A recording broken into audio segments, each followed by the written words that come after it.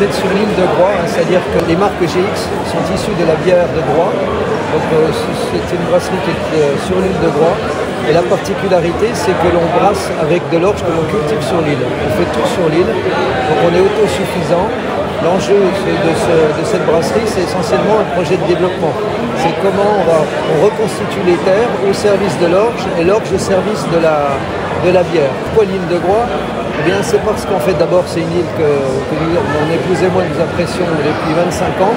Et elle a un caractère très particulier, car contrairement à la Bretagne qui est sur un socle granitique, l'île de Groix n'a pas de granit, mais a des minéraux très réputés dans le monde entier.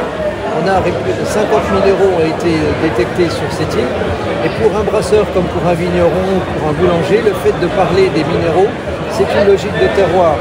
Et donc de ce fait-là, ça permet de faire des bières très originales par le fait même de la matière première. Donc aujourd'hui, on a 9 variétés de bières différentes qui vont depuis... et ce qu'on essaye de faire aussi, c'est d'avoir des bières qui ont cette céréalité, hein, et en même temps qui sont connectées avec des produits du terroir. Par exemple, on a une bière blanche au mimosa, c'est-à-dire on a cueilli le mimosa de l'île pour faire la bière au mimosa. Et puis des connexions aussi avec les autres acteurs de l'île. On a par exemple une bière fumée, c'est-à-dire on fume l'orge au bois de hêtre dans la...